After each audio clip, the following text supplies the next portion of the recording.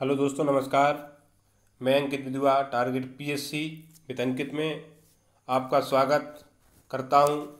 दोस्तों, हम आयोग के क्रम में आज केंद्रीय सतर्कता आयोग की चर्चा करेंगे और इससे संबंधित जितने भी प्रश्न परीक्षा में बन सकते हैं उन सभी प्रश्नों पर भी बारीकी से उनका अध्ययन करेंगे। तो आइए दोस्तों, अब प्रारंभ करते हैं। दोस्तों देखिए, आपके सामने वो लिखा हुआ है, तू थक के ना बैठ, तेरी उड़ान अभी बाकी है, जमीन खत्म हुई है, आसमान अभी बाकी है। दोस्तों, इस लॉकडाउन में जो व्यक्ति नीरस बैठे हुए हैं और जिनकी तैयारी रुकी हुई है, उनसे एक निवेदन है कि थकिए मत, लगे रहिए, निरंतरता बनाए रखें, सफलता आपके कदम चूमेगी। तो दोस्तों प्रारंभ करते हैं। केंद्रीय सतर्कता आयोग, सेंट्रल विजिलेंस कमीशन। दोस्तों, हम सेंट्रल विजिलेंस कमीशन की चर्चा करेंगे, उसके इतिहास पर, इतिहास एवं दर्जा उसका क्या है, क्या उसका उद्देश्य है, संरचना, कार्यकाल एवं वेतन भत्ते, इसकी पदच्युति के आधार, कार्य एवं शक्तियाँ और रिपोर्ट, और व्हीसल वेवर प्रोटेक्शन एक्ट 2011, इससे संबद्ध इसकी क्या संबंध है, उसके बारे में भी हम चर्चा करेंगे। दोस्तों, संजय कोठारी परिषद अधीर रंजन चौधरी, मैंने इसलिए इसकी पीपीटी बनाई हुई है ताकि मैं आपको समझा सकूं कि इसका अर्थ क्या है। दोस्तों, संजय कोठारी को हाल ही में केंद्रीय सतर्कता आयुक्त नियुक्त किया गया है। दोस्तों, अधीर रंजन चौधरी जो संजय कोठारी हैं, हरियाणा कैडर के सिविल सेवक रहे हैं और अखिल भारतीय सेवा में इन्होंने अपनी सेवाएं दी हैं। अब हम इनको जानेंगे कि हरियाणा कैडर के रहे हैं। अभी इनके हितों का जो टकराव हुआ है वो अधीर रंजन चौधरी और संजय कोठारी के मध्य ये विवाद हुआ था कि जो संजय कोठारी थे राष्ट्रपति के सचिव थे और राष्ट्रपति के सचिव होने के कारण ये राष्ट्रपति के अधीन थे, और ऐसा उन्होंने कहा कि अपने ही सचिव को केंद्रीय सतर्कता आयुक्त के रूप में उन्होंने नियुक्त कर दिया है, जिससे हितों का टकराव होगा। एक कांग्रेस के नेता अधीर रंजन चौधरी ने ये मुद्दा उठाया था, जो कि एक मतभेद का आप भी कह सकते हो कि मतभेद था। अब संजय कोठारी जो आपका हमने इसका बनाया हुआ है फ्लो चार्ट कि संजय कोठारी राष्ट्रपति के सचिव थे और हितों के टकराव के कारण उन्हें केंद्रीय सतर्कता आयुक्त जब नियुक्त किया गया तो अधीर रंजन चौधरी ने मुद्दा उठाया जो काफ़ी चर्चा में रहा था। आइए दोस्तों आगे चलते हैं। दोस्तों, अगर आप लोकतंत्र में कहीं भी अगर लोकतंत्र और लोकतांत्रिक मूल्यों की बात करें तो वहाँ पे आप दो चीज़ें देखते हैं, पहला चुनाव और दूसरा उत्तरदायित्व। अब दूसरों चुनाव के कारण लोकतंत्र में जो जनता की आकांक्षाएं होती हैं वो चुनाव के माध्यम से अपने प्रतिनिधि को चुनते हैं और उस प्रतिनिधि के माध्यम से अपना प्रतिनिधित्व स्वीकार करते हैं। दोस्तों, उत्तरदायित्व के अंतर्गत हम तीन प्रकार का पढ़ेंगे, अंतर संगठनात्मक उत्तरदायित्व, अंतर संगठनात्मक और परासंगठनात्मक।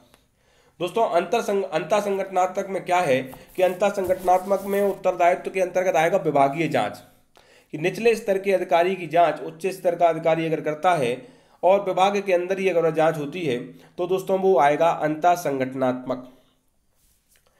अंतर संगठनात्मक में दोस्तों आएगा कि विभाग के बाहर अगर कोई अनियमितता हुई, कोई भी किसी भी जांच को लेकर किसी विभाग में कोई भ्रष्टाचार हुआ है, तो अगर वहाँ पर बाहर की इकाई के द्वारा जांच की जा रही है तो दोस्तों वो अंतर संगठनात्मक होगा।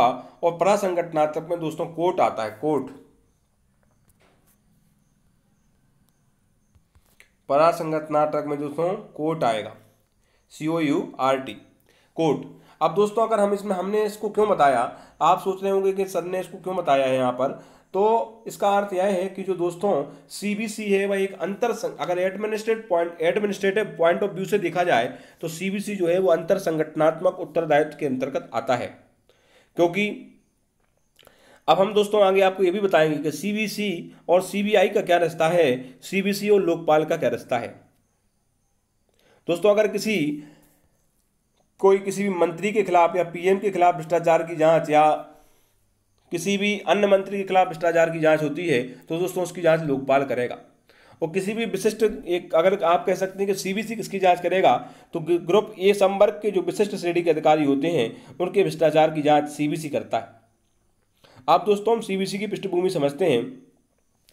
1962 के समय में केशंतानम समिति बनती है जो भ्रष्टाचार की समस्याओं के विश्लेषण एवं समाधान हेतु अपनी सिफारिशें देती हैं और इसी सिफारिश के आधार पर 11 फरवरी 1964 को केंद्र सरकार के प्रस्ताव द्वारा सीबीसी की स्थापना हो जाती है।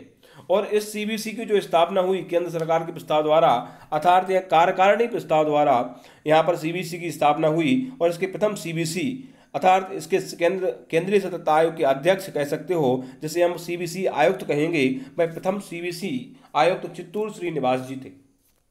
आपसे प्रश्न पूछा जा सकता है कि प्रथम सीबीसी आयुक्त कौन थे, तो वो चित्तूर श्रीनिवास थे। दोस्तों 1998 में उच्चतम न्यायालय के एक निर्णय अनुसार ऐसा हुआ कि आयोग को केंद्रीय सतर्कता आयोग अध्यादेश, दोस्तों यहाँ पर देखिए आपको ध्यान रखना है, यहाँ पे एक अध्यादेश शब्द आपको ध्यान में रखना होगा। अध्यादेश 1998 के द्वारा इसको संवैधानिक दर्जा दिया गया। दोस्तों हम पूर्व की वीडियो में बता चुके हैं संवैधानिक क्या है। संवैधानिक स्तर को हमने दो भागों में बांटा था, संवैधानिक और एक कार्यकारी। तो दोस्तों यहाँ पे इसको संवैधानिक दर्जा दिया गया 1998 में, लेकिन ये यहाँ पर अध्यादेश जो है कानून नहीं बन पाया और जब वहाँ पे राज्यसभा से इसको अस्वीकार कर दिया गया था। इसी प्रकार इससे संबंधित एक विधेयक 2003 में संसद के दोनों में सदनों में, देखिए दोस्तों जब भी कोई कानून या अधिनियम बनेगा, जब भी कोई या विधायिका कोई कानून बनाएगी तो संसद के दोनों सदनों में जाता है और उसकी संसद के दोनों सदनों में राज्यसभा में जाएगा, लोकसभा में जाएगा, वहाँ से स्वीकृति मिलने के पश्चात राष्ट्रपति के जब उस पर हस्ताक्षर हो जाएंगे तो वह अधिनियम प्रभाव में आ जाएगा। तो दोस्तों इससे संबंधित विधेयक 2003 में संसद के दोनों सदनों में पारित किया गया और राष्ट्रपति की मंजूरी मिलने के पश्चात वह आयोग अधिनियम के रूप में प्रभाव में आ गया और 2004 से दोस्तों इस आयोग को नामित एजेंसी के रूप में अधिकृत कर दिया गया है। अब दोस्तों हम इसको समझेंगे, इसका एक समझ लेते हैं इसकी संरचना क्या है। दोस्तों तो यह एक बहुसदस्यीय संस्था है दोस्तों, इसमें एक अध्यक्ष होता है और कम से कम 2 सतर्कता आयुक्त होते हैं। तो दोस्तों अभी वर्तमान में मुख्य सीबीसी आयुक्त कौन है, केंद्रीय सतर्कता आयुक्त, तो संजय कोठारी जी हैं। हमने आपको बताया भी कि हरियाणा कैडर के में इन्होंने अपनी सेवाएं दी हैं। अब इसमें जो अध्यक्ष और सदस्यों की नियुक्ति होगी, अध्यक्ष और सदस्यों की नियुक्ति दोस्तों राष्ट्रपति करेगा और राष्ट्रपति एक समिति के माध्यम से करेगा। उस समिति में प्रधानमंत्री, केंद्रीय मंत्री, केंद्रीय गृह मंत्री तथा लोकसभा में विपक्ष का नेता होता है, जिसकी सिफारिश पर केंद्रीय सतर्कता आयुक्त की नियुक्ति की जाती है। दोस्तों अब इनके कार्यकाल और वेतन भत्तों की बात करें तो दोस्तों आपको यहाँ ध्यान रखना, एक प्रश्न पूछा जा सकता है आपसे परीक्षा में कि केंद्रीय सतर्कता आयुक्त का कार्यकाल कितने वर्ष का होता है। तो दोस्तों इसका कार्यकाल 4 वर्ष का होता है। अधिकांश परीक्षाओं में आपने देखा होगा जिनका कार्यकाल 4 वर्ष या 6 वर्ष का होता है, प्रश्न वहीं से उठाया जाता है दोस्तों, क्योंकि अधिकांश भारतीय संविधान में जितने भी महत्वपूर्ण पद हैं उनके कार्यकाल की अवधि 5 वर्ष है। लेकिन आपने कैग का देखा हो तो कैग के कार्यकाल 6 वर्ष का होता है। इसी प्रकार से सीबीसी आयुक्त का कार्यकाल 4 वर्ष का होता है। तो दोस्तों यहाँ पर प्रश्न पूछा जा सकता है तो कितना कार्यकाल होता है, 4 वर्ष या 65 वर्ष। दोस्तों इनमें से जो भी पहले हो वो उसके अनुसार उनके कार्यकाल का निर्धारण किया जाएगा। कार्यकाल की समाप्ति के पश्चात अध्यक्ष सदस्य पुनः नियुक्ति के पात्र नहीं होते। जो कार्यकाल के बाद इनके अध्यक्ष का कार्यकाल और सदस्य का कार्यकाल अगर पूर्ण हो जाता है, अध्यक्ष के कार्यकाल पूर्ण होने के बाद उन्हें पुनर्नियुक्त नहीं किया जा सकता है। और दोस्तों इसमें क्या है कि जो अध्यक्ष और सदस्य होने चाहिए वो अखिल भारतीय सेवा में या संघ की किसी सेवा में सिविल पद पर रहने का उन्हें अनुभव हो। अब दोस्तों क्या होता है, अध्यक्ष और सदस्यों के जो वेतन भत्ते होते हैं वे अन्य सेवा शर्तें संघ लोक सेवा आयोग के अध्यक्ष के समान होंगे। जो यूपीएससी के अध्यक्ष होंगे और सदस्य होंगे उनके समान सीबीसी केंद्र सतर्कता आयोग के अध्यक्ष और सदस्यों का वेतन भत्ते एवं अन्य सेवा शर्तें निश्चित की जाएंगी।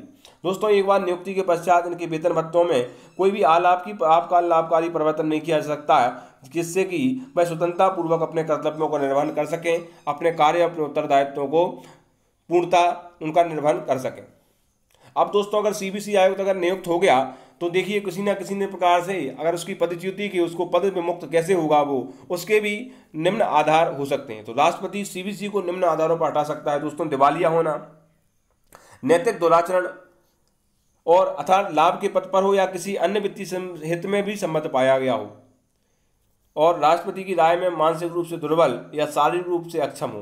तो दोस्तों ये निम्न आधार हो सकते हैं जिससे राष्ट्रपति सीबीसी को पद विमुक्त कर सकता है या पद से हटा सकता है।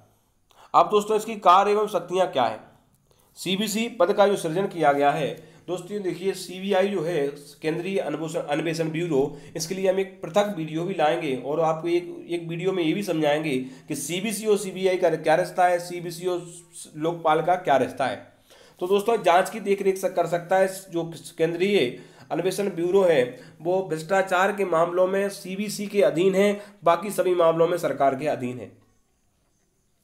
ये प्रिवेंशन ऑफ करप्शन एक्ट 1988 जो भ्रष्टाचार निवारण अधिनियम 1988 है, उसके अंतर्गत सीबीआई सीबीसी के अंतर्गत आता है और जांच की देखरेख करवा सकता है। सीबीआई को निर्देश भी दे सकता है। दोस्तों राजपत्रित अधिकारी तो उसके समानांतर कर्मियों के भ्रष्टाचार से संबंधित मामलों की जांच भी कर सकता है। दोस्तों केंद्र सरकार के मामले मंत्रालय व प्राधिकारणों के जो प्राधिकरण हैं उनमें सतर्कता प्रशासन पर उनकी नजर रखना, ये भी इसका मुख्य काम है। जनहित प्रकटीकरण तथा मुखबिर संरक्षण के अंतर्गत प्राप्त शिकायतों की जांच तथा उचित कार्रवाई हेतु सिफारिश करना। तो दोस्तों ये प्रमुख कार्य हैं, इसके सीबीसी के क्या कार्य निर्धारित किए गए हैं, उन कार्यों को हमने समझा। अब हम दोस्तों आगे की तरफ चलते हैं। अब दोस्तों सीबीसी ने अपना कार्य किया और कार्य करने के बाद जब वो अपनी रिपोर्ट बनाता है तो केंद्रीय सतर्कता आयोग अपनी रिपोर्ट राष्ट्रपति को सौंपता है दोस्तों, और राष्ट्रपति फिर संसद के दोनों सदनों में रखवाता है इस रिपोर्ट को। और कुछ समय पहले आपने सुना हो कि आयोग द्वारा भ्रष्टाचार निवारण के लिए बिज आई नामक पोर्टल प्रारंभ किया गया है। BIGEYE बिज आई नामक पोर्टल प्रारंभ किया गया है। तो दोस्तों ये किसी परीक्षा में पूछा भी गया है कि भ्रष्टाचार निवारण हेतु कौन सा पोर्टल प्रारंभ किया गया है, ये आपसे प्रश्न पूछा गया है और प्रश्न पूछा भी जा सकता है। अब दोस्तों ये विसल ब्लोअर प्रोटेक्शन एक्ट 2011, जब आप MPPSC में एथिक्स का पेपर सॉल्व करने जाएंगे तो दोस्तों वहाँ भी आपको ये मिलेगा।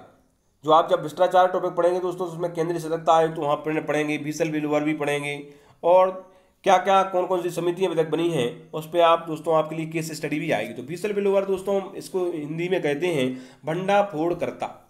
किसी भी विभाग में जानकारी देना और वहाँ पर जानकारी देने के बाद जब व्यक्ति जानकारी देता है भ्रष्टाचार की या अंतर्गत कोई भी जानकारी देता है तो उसके भी लिए भी संरक्षण प्रदान किया गया है। दोस्तों आपने कई बार सुना हो कि रेत उत्खनन से संबंधित मामलों में जब भ्रष्टाचार देखा गया और वहाँ पर मुखबिरों ने जब सूचना दी तो उन मुखबिरों का जब पता चल गया तो दोस्तों उनकी हत्या कर दी गई। इसी प्रकार से उसी को देखते हुए विसल ब्लोअर प्रोटेक्शन एक्ट 2011 लाया गया, जो लोक हित में गोपनीय सूचनाओं को प्रकट करने वाले व्यक्तियों को संरक्षण प्रदान करने के उद्देश्य से यह एक्ट लाया गया।